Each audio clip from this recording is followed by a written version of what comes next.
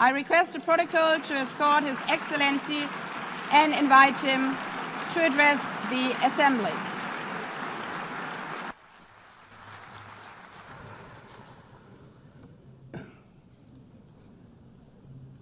Senhora Presidente da Assembleia Geral, Ana Helena Barbuch, senhor Secretário-Geral Antônio Gutierrez, caro chefe de Estado e de governos, representantes dos Estados-membros aqui reunidos. Este deveria ser um momento de celebração das Nações Unidas. Criada no fim da guerra, a ONU simboliza a expressão mais elevada da aspiração pela paz e pela prosperidade. Hoje, contudo, os ideais que inspiraram seus fundadores em São Francisco estão ameaçados como nunca estiveram em toda a sua história. O multilateralismo está diante de nova encruzilhada. A autoridade desta organização está em xeque. Assistimos à consolidação de uma desordem internacional marcada por seguidas concessões à política do poder. Atentados à soberania, sanções arbitrárias e intervenções unilaterais estão se tornando regra. Existe um evidente paralelo entre a crise do multilateralismo e o enfraquecimento da democracia. O autoritarismo se fortalece quando nos omitimos frente a arbitrariedades. Quando a sociedade internacional vacila na defesa da paz, da soberania e do direito, as consequências são trágicas. Em todo o mundo, forças antidemocráticas tentam subjugar as instituições e sufocar as liberdades. Cultuam a violência, exalta a ignorância, atuam como milícias físicas e digitais e cerceiam a imprensa. Mesmo sob ataques sem precedentes, o Brasil optou por resistir e defender sua democracia, reconquistada há 40 anos pelo seu povo, depois de 2 décadas de governos ditatoriais. Não há justificativa para as medidas unilaterais e arbitrárias contra as nossas instituições e nossa economia. A agressão contra a independência do Poder Judiciário é inaceitável. Essa ingerência em assuntos internos conta com o auxílio de uma extrema-direita subserviente e saudosa de antigas hegemonias. Falsos patriotas arquitetam e promovem publicamente ações contra o Brasil. Não há pacificação com impunidade. Há poucos dias, e pela primeira vez em 525 anos de nossa história, um ex-chefe de Estado foi condenado por atentar contra o Estado Democrático de Direito. Foi investigado, indiciado e julgado, e responsabilizado pelos seus atos em um processo minucioso. Teve amplo direito de defesa, prerrogativa que as ditaduras negam às suas vítimas. Diante dos olhos do mundo, o Brasil deu um recado a todos os candidatos autocratas e àqueles que os apoiam. Nossa democracia e nossa soberania são inegociáveis. Seguiremos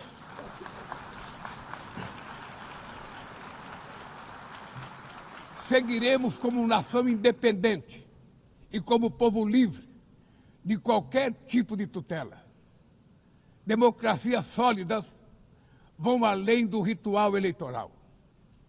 Seu vigor pressupõe a redução das desigualdades, a garantia dos direitos mais elementares, a alimentação, a segurança, o trabalho, a moradia, a educação e a saúde. A democracia falha quando as mulheres ganham menos que os homens ou morrem pelas mãos de parceiros e familiares. Ela perde quando fecha suas portas e culpa migrantes pelas mazelas do mundo. A pobreza é tão inimiga da democracia quanto o extremismo. Por isso, foi com orgulho que recebemos da FAO a confirmação de que o Brasil voltou a sair do mapa da fome este ano de 2025. Mas no mundo, ainda há 670 milhões de pessoas famintas e cerca de 2 bilhões e 300 milhões enfrentam insegurança alimentar. A única guerra que todos podem sair vencedores é a que travamos contra a fome e a pobreza. Esse é o objetivo da Aliança Global que lançamos no G20 e que já conta com o apoio de 103 países. A comunidade internacional precisa rever suas prioridades, reduzir os gastos com guerras e aumentar a ajuda ao desenvolvimento, aliviar o serviço da dívida externa dos países mais pobres, sobretudo os africanos, e definir padrões mínimos de tributação global para que os super ricos paguem mais impostos que os trabalhadores. A democracia também se mede pela capacidade de proteger as famílias e a infância. As plataformas digitais trazem possibilidade de nos aproximar como jamais havíamos imaginado, mas têm sido usadas para semear intolerância, misoginia, xenofobia e desinformação. A internet não pode ser terra sem lei. Cabe ao poder público proteger os mais vulneráveis. Regular não é restringir a liberdade de expressão, é garantir que o que já é ilegal no mundo real seja tratado assim também no ambiente digital, no ambiente virtual. Ataques à regulação servem para encobrir interesses escusos e dar guarida a crimes como fraudes, tráfico de pessoas, pedofilia e investidas contra a democracia. O Parlamento brasileiro, corretamente, apressou-se em abordar esse problema. Com orgulho, promulguei na última semana uma das leis mais avançadas do mundo para a proteção de crianças e adolescentes na esfera digital. Também enviamos ao Congresso Nacional projeto de lei para fomentar a concorrência nos mercados digitais e para incentivar a instalação de data centers sustentáveis.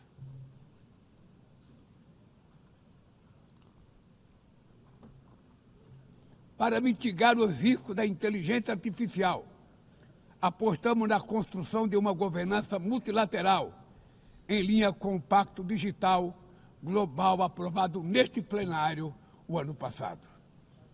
Senhoras e senhores, na América Latina e Caribe, vivemos um momento de crescente polarização e instabilidade.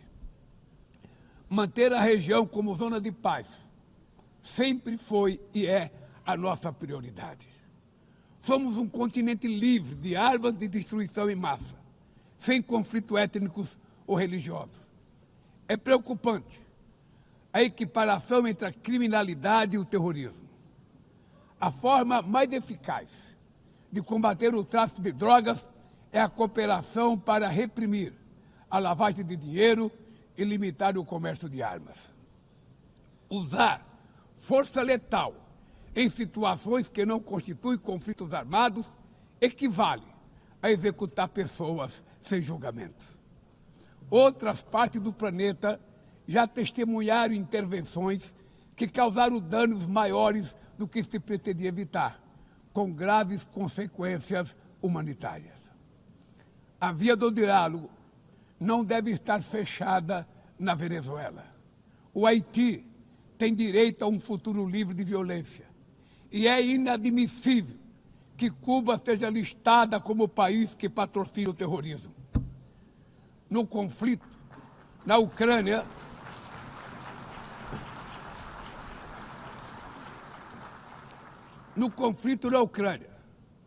todos já sabemos que não haverá solução militar.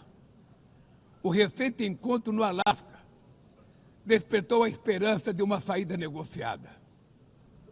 É preciso pavimentar caminhos para uma solução realista. Isso implica levar em conta as legítimas preocupações de segurança de todas as partes. A Iniciativa Africana e o Grupo de Amigos da Paz, criado por China e Brasil, podem contribuir para promover o diálogo. Nenhuma situação é mais emblemática do que o uso desproporcional e ilegal da força do que a da Palestina. Os atentados terroristas perpetrados pelo Hamas são indefensáveis sob qualquer ângulo, mas nada, absolutamente nada, justifica o genocídio em curso em Gaza.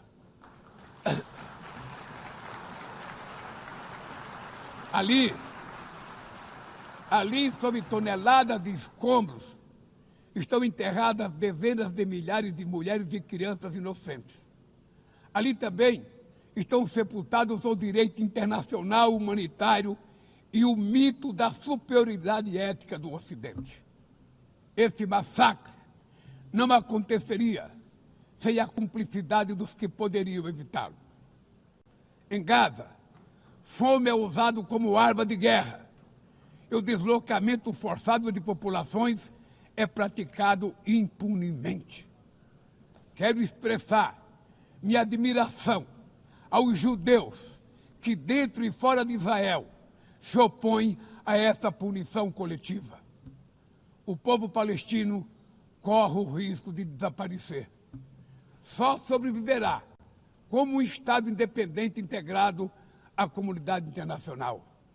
Esta é a solução defendida por mais de 150 membros da ONU, reafirmada ontem aqui, nesse mesmo plenário, mas obstruída por um único veto.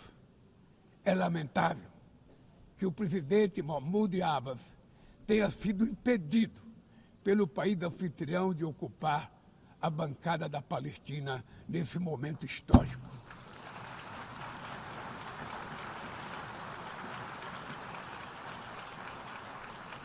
O alastramento desse conflito para o Líbano, para a Síria e o Irã e o Catar fomenta a escalada armamentista sem precedentes. Senhoras presidentas, bombas e armas nucleares não vão nos proteger da crise climática. O ano de 2024 foi o mais quente já registrado. A COP30 em Belém, no Brasil, será a COP da verdade. Será o momento de os líderes mundiais provarem a seriedade de seu compromisso com o planeta. Sem ter o quadro completo das contribuições nacionalmente determinadas, as chamadas NDCs, caminharemos de olhos vendados para um verdadeiro abismo. O Brasil se comprometeu a reduzir entre 59% e 67% suas emissões, abrangendo todos os gases de efeito estufa em todos os setores da economia. Nações em desenvolvimento enfrentam a mudança do clima ao mesmo tempo em que lutam contra outros desafios. Enquanto isso, países ricos usufruem de padrão de vida obtido às custas de 200 anos de emissões de gases. Exigir maior ambição e maior acesso a recursos e tecnologias não é uma questão de caridade, é apenas uma questão de justiça. A corrida por minerais críticos essenciais para a transição energética não pode reproduzir a lógica predatória que marcou os últimos séculos. Em Belém, o mundo vai conhecer a realidade da Amazônia. O Brasil já reduziu pela metade o desmatamento na região nos 2 últimos anos. Erradicá-lo requer garantia, condições dignas de vida para seus milhões de habitantes. Fomentar o desenvolvimento sustentável é o objetivo do Fundo Florestas Tropicais para Sempre, que o Brasil pretende lançar para remunerar os países que mantêm suas florestas em pé. É chegado o momento de passar da fase da negociação para a etapa da implementação. O mundo deve muito ao regime criado pela Convenção do Clima, mas é necessário trazer o combate à mudança do clima para o coração da ONU, para que ela tenha a atenção que merece. Um conselho vinculado à Assembleia Geral, com força e legitimidade para monitorar compromissos, dará coerência à ação climática. Trata-se de um passo fundamental na direção de uma reforma mais abrangente da organização, que contemple também um Conselho de Segurança ampliado nas duas categorias de seus membros. Poucas áreas retrocederam tanto como o sistema multilateral de comércio.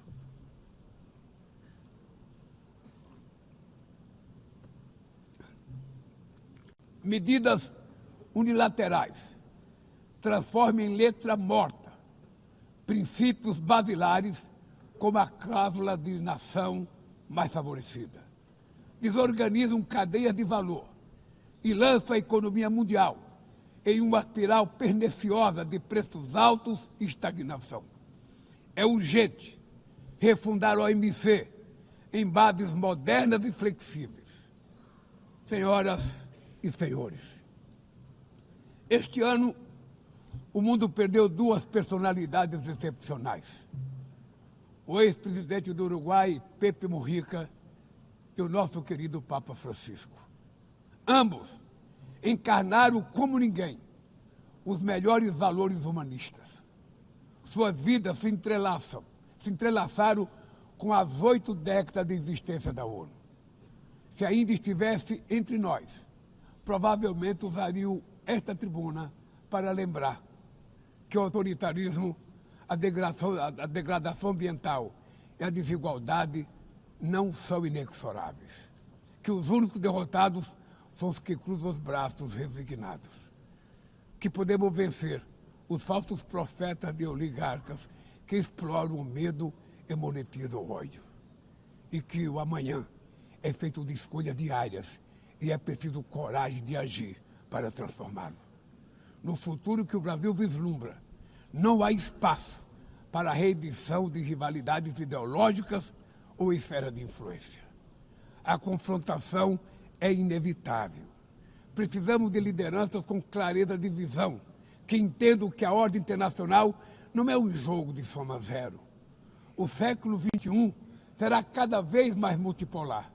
Para se manter pacífico, não pode deixar de ser multilateral.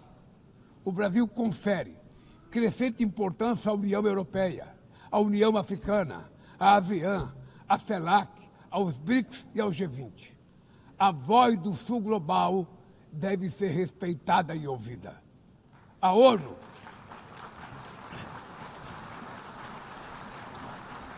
ONU tem hoje quase 4 vezes mais membros do que os 51 que estiveram na sua fundação. Nossa missão histórica é a de torná-la novamente portadora de esperanças e promotora da igualdade e da paz, do desenvolvimento sustentável e da diversidade e da tolerância. Que Deus nos abençoe a todos e muito obrigado.